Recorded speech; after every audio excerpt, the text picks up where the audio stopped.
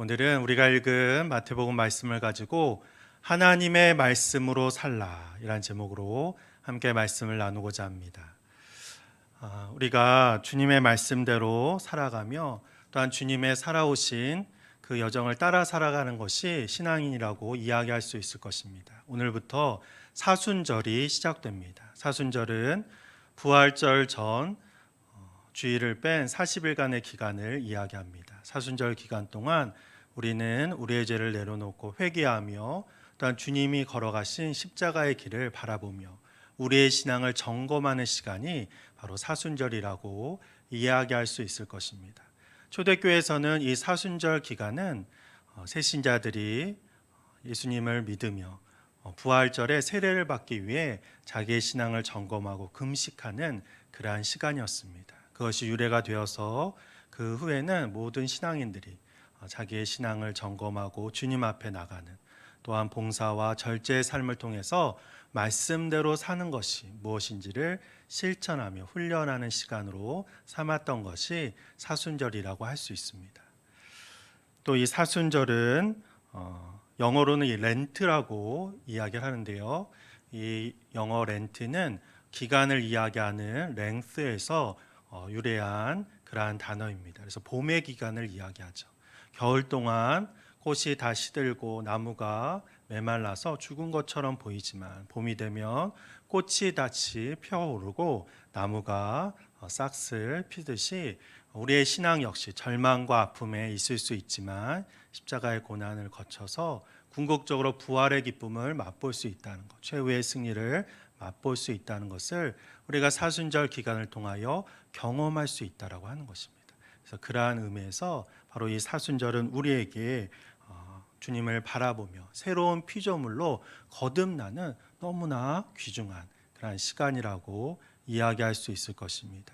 그래서 성탄절, 부활절뿐만 아니라 부활절과 함께 40일 기간 우리의 신앙을 점검하며 주님 앞에 나가는 이 사순절 기간 동안 주님의 십자가를 묵상하며 주님을 바라보시는 우리 성도님들이 되시기를 간절히 축원합니다.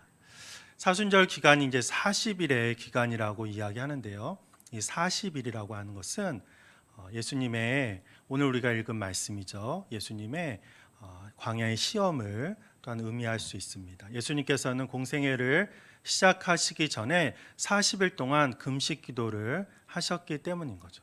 예수님도 하나님의 아들이지만 주님의 사명, 십자가의 길을 걸어갈 때 자기의 능력만으로는 되지 않는다는 것을 너무나 잘 알고 계셨습니다.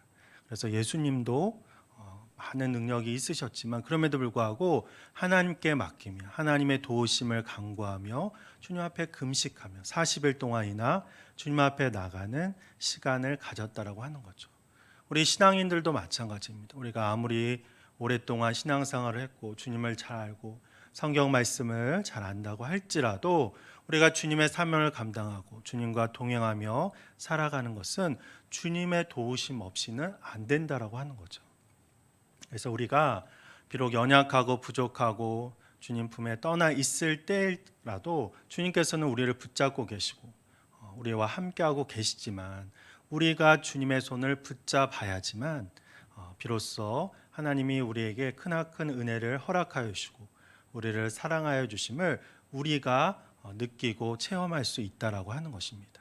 그래서 하나님은 어떠한 상황 속에서도 우리와 함께 하시고 우리를 붙잡아 주고 계시고 우리의 연약함을 위로하고 계시지만 내가 간구하고 내가 주님을 찾고 내가 주님의 손을 붙잡지 않는다고 한다면 하나님의 그 크신 은혜를 깨달을 수 없다라고 하는 거죠. 어린 아기에게 우리가 어머니와 아버지가 많은 헌신을 하고 사랑을 베풀어도 어린 아기는 기억할 수가 없습니다. 하지만 그 아이가 자란 것을 보고 나중에 그가 알 수 있는 것이죠. 우리 신앙인도 내 신앙의 어려움 속에서도 절망하지 않고 하나님을 완전히 떠나지 않고 낙심하지 않았던 것 주님께서 우리가 알지 못하지만 우리가 주님을 붙잡지 않았지만 주님이 우리를 붙잡고 계신 것임을 믿는 그런 우리들이 되어야 할 것입니다. 그래서 우리가 주님의 일을 할 때 또 삶을 살아갈 때 주님께 맡기며 주님 앞에 나아가는 그러한 시간이 있어야 한다는 거죠. 주님의 도우심이 있을 때만 비로소 우리가 주님의 피조물로 새로운 피조물로 나갈 수 있다라고 하는 것입니다.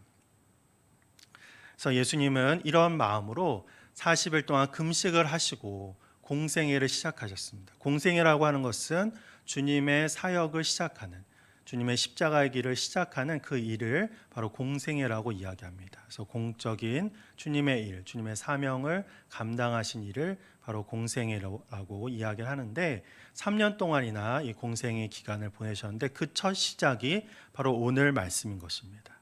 그래서 40일 동안 금식을 하시고 이제 공생애를 처음 시작하시는데 우리 생각 같으면 어떠한 일을 시작할 때 더군다나 십자가의 그 귀한 일, 주님께서 맡겨주신 인류 구원의 그 귀한 일을 시작할 때 많은 사람들이 와서 축하하고 환영하고 기도해주고 이제 주님께서 귀한 일을 하신다, 이렇게 많은 사람들이 맞이해 줄 것이라고 기대하기 쉽습니다. 우리 인간의 마음은 그렇죠. 내가 어떠한 일을 할 때도, 우리가 세상에서 어떠한 일을 시작할 때도 많은 사람들이 기도하고 예배하고 축하해 주는 가운데 하기를 원한다는 거죠. 그런데 예수님께서 공생애를 40일 동안 금식하시고 준비하셔서 공생애를 처음 시작할 때 그를 맞이한 사람이 누구냐? 그를 맞이한 사람은 사탄이었다고 하는 것입니다. 오늘 말씀에는 시험하는 자, 또 마귀라고 그렇게 표현하고 있습니다. 마귀와 사탄은 같은 말이죠. 그리고 단수형입니다. 악의 우두머리라고 할 수 있는 이 사탄이 예수님을 맞이했다는 거죠. 지금 많은 사람이 와서 하다못해 가족이라도 와서 축하해주고 격려해주는 것이 맞는데 그 귀한 사명의 길의 첫 시작에 사탄이 와서 예수님을 시험하고 있다는 것입니다. 우리가 주님의 일을 할 때도, 또 우리의 삶을 시작할 때도, 우리가 세상 속에서 어떠한 일을 할 때도 사실은 많은 사람들이 축하해주고 기도해주고 이렇게 하지만 그 과정 가운데 어려움과 시련과 환란이 있을 수밖에 없다는 거죠. 우리가 처음 주님을 믿게 되면 너무나 기쁘고 감사해서 뭐든지 할 수 있을 것 같고 뭐든지 주님의 은혜 가운데 감사하며 할 수 있을 것이라고 그렇게 시작합니다. 그런데 얼마 되지 않아 우리를 넘어뜨리려는 그러한 악한 세력의 시험이 우리를 넘어뜨리려 한다는 거죠. 우리를 무너뜨리려고 하고 우리를 좌절과 낙심 속에 빠뜨리려고 하는 것이 바로 악한 세력이라고 하는 것입니다. 그런데 이것은 어떻게 보면 당연하다는 거죠. 왜냐하면 사탄은 이러한 주님의 일을 방해하는 것이 그들의 일이기 때문에 우리가 주님의 일을, 선한 일을, 복된 일을 하지 않으면 굳이 우리를 어렵게 만들 필요가 없습니다. 우리를 굳이 시험에 빠뜨릴 필요가 없는 거죠. 욥이 그가 의의 사람으로서 하나님께 영광 돌려 그렇게 많은 부와 그렇게 많은 사람들의 존경을 받았지만 겸손하게 주님 앞에 늘 예배드리고 늘 주님 앞에 정말 나갔기 때문에 의로운 사람으로 하나님조차도 욥을 의롭다 여기셨기 때문에 바로 사탄이 그 욥을 시험한 것입니다. 하나님이 그 욥을 잘해 주시니까, 그에게 복을 주시는 거니까, 복을 주시니까 그가 하나님을 섬기는 것 아닙니까? 그에게 가진 모든 것을, 그가 가진 모든 것을 다 빼앗으면 그는 하나님을 떠나게 될 것입니다. 이렇게 이야기하자 하나님이 그럼 한번 해봐라, 이렇게 시험을 허락하신 거죠. 물론 우리에게 당하는 시험을 하나님께서 허락하신 것은 아닙니다. 사탄이 우리를 공격하는 것입니다. 이러한 상황 속에서 바로 우리는 어쩌면 주님의 일을 하기 때문에, 선한 일을 하기 때문에, 생명을 살리는 일을 하기 때문에 악한 세력이 우리를 시험하고 우리를 공격하고 우리를 넘어뜨리려 하는 것을 당연하게 여기는 그러한 믿음의 마음이 있어야 한다는 것입니다. 예수님도 마찬가지죠. 그 어떤 시험이 다가오고 정말 많은 사람들이 나를 축하해 줘야 하는데 왜 사탄이 나를 공격할까? 낙심하고 절망한 것이 아니라 담대하게 이 사탄의 시험을 맞닥뜨리고 계신 것입니다. 그래서 우리가 주님의 일을 언제나 하는 모습 속에서 이러한 어려움이 있다고 할지라도 주님을 바라보며 주님이 나와 함께 하심을 그럼에도 불구하고 고백하는 그러한 우리들이 되기를 간절히 축원합니다. 오늘 사탄의 시험, 이 말씀 4장 1절부터 11절 말씀에 사탄의 시험이 나오는데 오늘은 첫 번째 그 사탄의 시험을 가지고 말씀을 나누고자 합니다. 사탄은 예수님께 처음 어떻게 시험을 하냐면 오늘 말씀에 보면 이렇게 말하죠. 내가 만일 하나님의 아들이거든 명하여 이 돌들로 떡덩이가 되게 하라 라고 3절에서 그렇게 예수님을 시험하고 있습니다. 우리는 이것을 이제 떡을 돌로 만들게 하는 시험이다 이렇게 여기죠.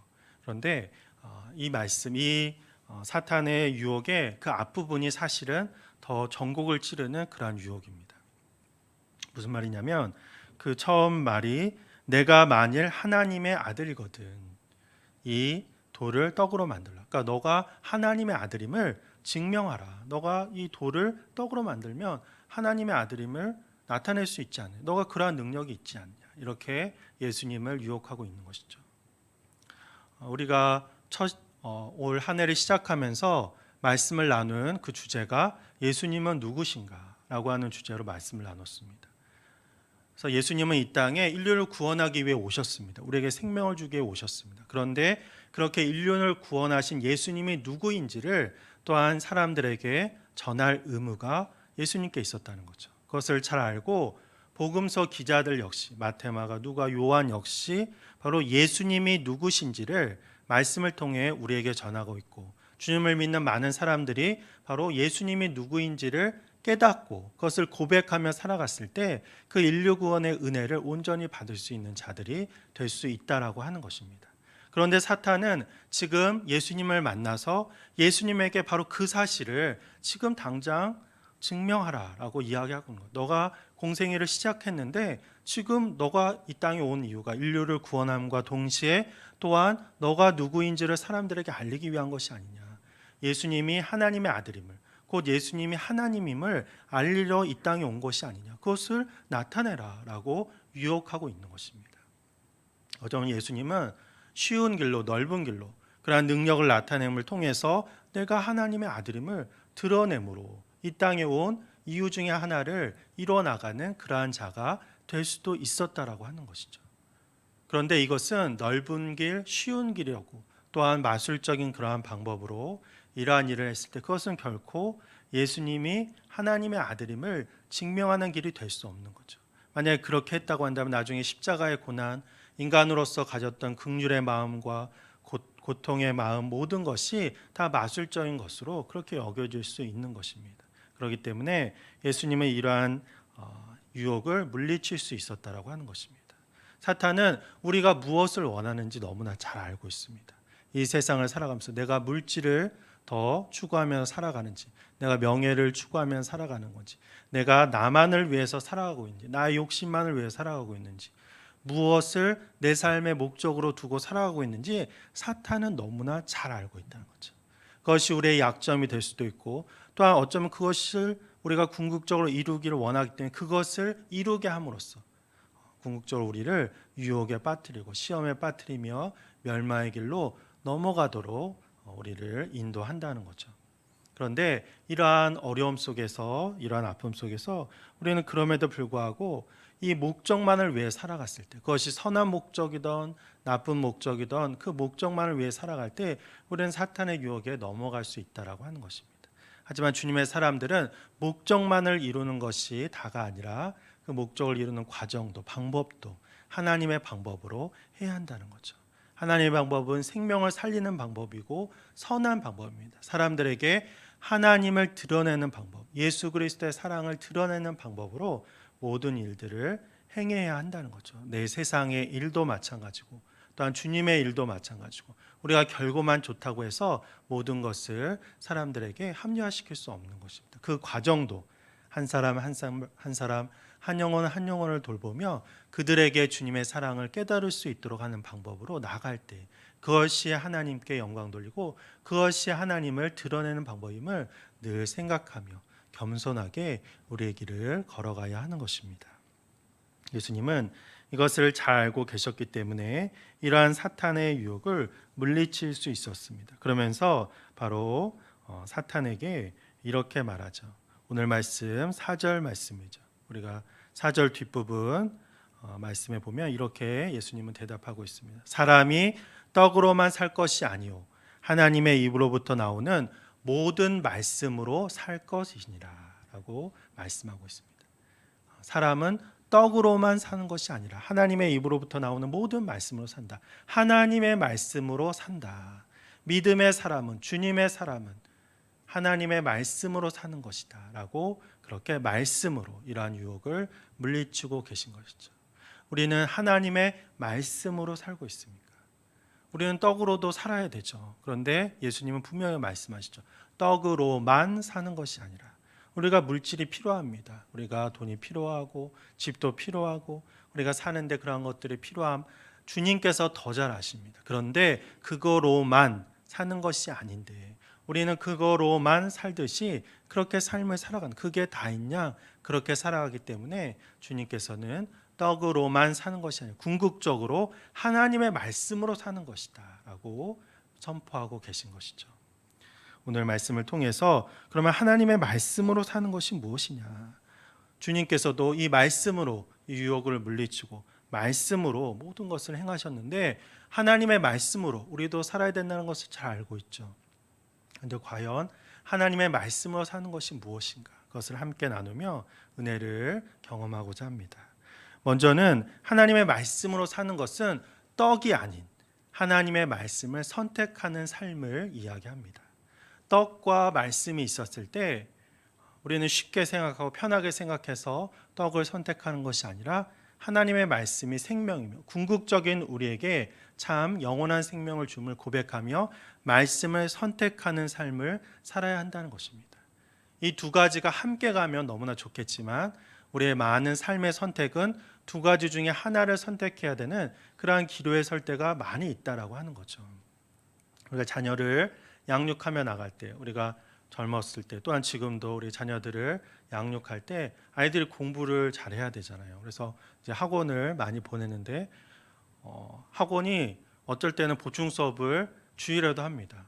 그래서 주일날 아이를 학원에 보내야 되나 말아야 되냐. 실제적으로 주일학교를 보면 중고등부 정도 되면 아이들이 시험 기간에 주일에 많이 빠진다는 거죠. 그런데 그 아이들이 부모님이 안 믿는 분들이 아니라는 겁니다. 믿는 분들인데 학원에서 수업을 보충해야 된다고 하니까 우리 아이들이 뒤처지면 안 되니까 오늘 이번 한 주만 빠지자 이렇게 그것을 용인하는 경우도 있다라고 하는 거죠. 쉽게 가볍게 생각할 수 있지만 떡이냐 말씀이냐 우리가 어떤 물질적인 것이냐 아니면 하나님의 생명이냐 이것을 선택하는 그 기로에서 우리가 매 순간 선택을 하면서 나가는 것이죠. 우리가 자녀들이 취업하고 결혼하고 어떠한 일을 할 때도 정말 주님을 먼저 생각하고 주님의 그 사랑을 전하는 삶을 살아갈 것인가 아니면 세상적으로 많은 사람들이 보여주기 위한 그러한 삶을 살 것인가 그것을 우리가 작은 것부터 선택하며 자녀들을 양육하며 나가는 것입니다. 내 삶도 마찬가지지만 우리가 가장 소중하게 여기는 자녀의 삶을 결정하며 나갈 때 그러한 선택을 하면서 나간다는 거죠. 그런데 예수님께서는 떡이 아니라 바로 말씀을 선택하는 삶을 살아라. 믿음의 사람들은 바로 하나님의 말씀으로 살아야 된다라고 주님께서는 말씀하고 계신 것입니다. 신명기 6장에 보면 모세가 가나안 땅으로 들어가는 이스라엘 다음 세대에게 이렇게 이야기합니다. 오늘 내가 명하는 이 말씀을 너는 마음에 새기고 내 자녀에게 부지런히 가르치며 집에 앉았을 때이든지 길을 갈 때이든지 누워 있을 때이든지 일어날 때이든지 이 말씀을 강론할 것이며. 그래서 모세는 하나님의 그 말씀을 가지고 바로 너희들이 이제 가나안 땅에서 살아갈 터인데 삶을 살 터인데 어떤 삶을 살아야 되냐 떡을 선택하는 삶을 살아야 되냐 그것이 아니라 말씀으로 사는 삶을 살아야 된다. 하나님의 말씀을 붙잡는 삶을 살아야 된다라고 선포하고 있는 것이죠. 그래서 자녀들에게 물질을 나눠주고 또한 어떤 세상적으로 사는 방법을 가르치기보다는 바로 하나님의 말씀을 부지런히 가르쳐라라고 그렇게 말씀하고 있는 것입니다. 자녀가 길을 갈 때든지 누워 있을 때든지 그러니까 말씀을 듣지 않는 거죠. 자녀들이 잘 듣지 않는 것이 일반적인 모습일 수 있다라고 하는 것입니다. 왜냐하면 때로는 그 말씀을 받아들이기 어렵고 내 삶에 적용하기 어렵고 내가 손해보는 것 같고 내가 무언가 나의 것을 내려놓고 가야 되기 때문에 자녀들이 그것을 받아들이기 어려울 수도 있다라고 하는 것입니다. 그럼에도 불구하고 듣지 않고 세상 어떤 풍조에 하나님의 말씀이 맞지 않는다라고 생각되어지는 그러한 상황 속에서도 그것이 생명의 말씀이기 때문에 그것이 우리를 살리기 때문에 그것을 통하여 나뿐만 아니라 우리 모두가 참된 생명을 누릴 수 있기 때문에 하나님의 말씀을 부지런히 가르쳐라. 그것이 바로 믿음의 사람으로서, 믿음의 부모님으로서 마땅히 해야 될 의무다라고 선포하고 있는 것이죠. 그렇기 때문에 우리가 하나님의 말씀으로 산다는 것, 그것은 물질이 아니라 바로 하나님의 말씀을 선택하는 삶을 살아가는 것을 이야기하고 있는 것이죠. 매 순간 선택의 기로에서 하나님의 말씀을 선택했을 때 아무리 작은 것이죠. 작은 것부터 우리가 사탄에게 틈을 주는 것이 아니라 바로 하나님의 말씀을 굳건히 붙잡고 그 말씀을 선택하며 그 말씀을 살아갔을 때 우리는 비로소 하나님의 말씀으로 사는 그 생명력으로 참된 풍요로운 삶을 살아가는 복된 삶을 살아가는 주님의 백성이 될 줄 믿습니다. 두 번째로 하나님의 말씀으로 산다는 것은 하나님의 말씀에 순종하며 그 말씀을 받아 먹는 것을 이야기합니다. 음식이 인간의 몸에 영양분을 주죠. 우리가 음식이 이것은 어디에 좋고 저기에 좋고 이렇게 생각하면서 먹는 경우는 많지 않습니다. 배고프니까 우리에게 주어진 음식들을 먹는 것이죠. 하나님의 말씀도 우리가 다 이해하고 그것을 깨닫고 그 의미를 알고 시대적 배경, 역사를 다 알면 좋겠지만 그러지 않더라도 그 말씀이 나에게 다가오면 우리가 그것을 흡수하면 수용하고 순종하며 나가면 그 말씀이 내 육체를 이루고 내 삶을 이루고 내 모든 신앙의 모습들을 형성해 갈 수 있다라고 하는 것입니다. 그래서 신앙이라고 하는 것, 믿음이라고 하는 것, 믿습니다. 내가 결단하고 내 의지로 살아가는 것이 아니라 말씀으로 하나하나 이루어져 간다는 거죠. 어린아이가 아기였을 때부터 몸이 자라고 키가 자라고 또한 모습이 성숙해 가는 것과 마찬가지로 믿음의 사람들 하나님의 말씀으로 믿음의 삶이 형성되어 가는 것입니다. 우리가 주님의 말씀을 받아들이지 않고 순종하지 않고 실천하지 않고 믿음의 사람의 모습을 갖출 수 없다라고 하는 것이죠. 그래서 우리가 하나님의 말씀을 받아 먹었을 때, 순종했을 때 우리는 하나님의 말씀으로 살아가는 그러한 자가 될 수 있다라고 하는 것입니다. 그래서 성서에 보면 우리의 생각과는 다르게 하나님의 말씀을 받아 먹으라라고 하는 그러한 표현이 나오고 있다는 거죠. 대표적인 것이 요한계시록 10장 9절과 10절에 보면 이러한 표현이 나오고 있습니다. 요한계시록은 사도 요한이 요한복음을 쓴 또한 요한 1, 2, 3서를 쓴 사도 요한이 반모섬에서 환상을 통해서 주님의 나라를 본 그러한 일들을 기록하고 있는 것이죠. 근데 거기에서 이 요한계시록 10장에 보면 천사가 굉장히 큰 천사입니다. 대륙을 한쪽 발은 바다에 담그고 있고 한쪽 발은 육지에 담그고 있는 큰 그런 천사가 책을 들고 하나님의 말씀을 설교합니다. 하나님의 말씀의 책이겠죠. 성경책이겠죠. 그 말씀을 가지고 하나님의 말씀을 선포합니다. 그러자 이 사도 요한이 이제 그 말씀을 받아 적죠. 잊어버리면 안 되니까 하나님의 말씀을 내가 전해야 되니까 이 말씀이 생명의 말씀을 받아 적습니다. 그러자 이 천사가 이야기를 하죠. 그것을 받아 적지 말고 받아 먹으라라고 이야기합니다. 사도 요한은 그것을 받아 적다가 적지 말라고 하니까 그것을 받으려고 했는데 받으려고도 하지 말고 그것을 받아서 먹으라라고 그렇게 이야기합니다. 그래서 사도 요한이 그것을 받아 먹었을 때 그것이 입에서는 달았지만 배에서는 썼다라고 그렇게 말씀하고 있는 것입니다. 그래서 요한계시록 10장 10절에 보면 작은 두루마리를 갖다 먹어버리니 내 입에는 꿀같이 다나 먹은 후에 내 배에서는 쓰게 되더라. 하나님 말씀이 받아들였을 때 은혜가 되고 좋지만 그것이 내가 실천하고 또한 삶으로 살아가기에는 때로는 어려움과 때로는 훈련과 노력이 필요하다는 것을 말씀하고 있는 것이죠. 그래서 우리는 이 말씀이 우리의 삶에 녹아졌을 때 내 삶 속에서 그것을 받아 먹었을 때 그 말씀으로 우리의 신앙의 모습이 형성되어지고 비로소 우리가 살아가는 그러한 말씀으로 사는 자가 될 수 있다라고 하는 것입니다. 그래서 우리가 하나님의 말씀을 때로는 배우고 성경 공부도 하고 연구도 하고 실천도 하는데 이것이 다 통틀어서 이러한 모습, 이것을 어떤 하나님의 말씀을 사용하고 적용하고 이것을 떠나서 그 말씀이 곧 내 삶이 되고 그 말씀이 내 모습이 될 수 있도록 그래서 말씀대로 순종의 차원을 넘어서 말씀이 곧 내가 될 수 있도록 그렇게 살아갔을 때 우리는 비로소 말씀으로 사는 자들, 하나님의 말씀으로 사탄의 유혹을 물리치고 하나님의 말씀으로 생명을 살리고 하나님의 말씀으로 놀라운 능력으로 많은 사람들을 주님께로 인도하는 그러한 주님의 백성이 될 줄 믿습니다. 그래서 우리가 하나님의 말씀으로 살라. 주님께서는 어쩌면 사탄의 시험을 통해서 정말 우리에게 어떻게 살아야 될지를, 우리가 십자가의 고난을 통한 부활하신 예수님을 바라보며 나가는데 그 예수님을 바라보면서 어떻게 살아야 될지를 구체적으로 처음부터 말씀하신 것이죠. 사탄의 유혹이 인간의 욕심으로는 낙심되고 어려움에 빠뜨게 할 수 있는 그러한 시험이었지만 궁극적으로는 정말 우리에게 참된 삶의 모습을 가르쳐 주시는, 어떻게 살아야 될지를 말씀하시는 그러한 능력의 말씀이 될 수 있었던 것입니다. 그래서 우리는 주님의 이 모습을 바라보면서 또한 사순절이 이 주님의 그 공생의 기간을 같이 한다는 그런 의미에서 바라봤을 때 우리는 진정으로 믿음의 삶은 하나님의 말씀으로 살아가는 삶임을 고백하는 그런 우리들이 되어야 할 줄 믿습니다.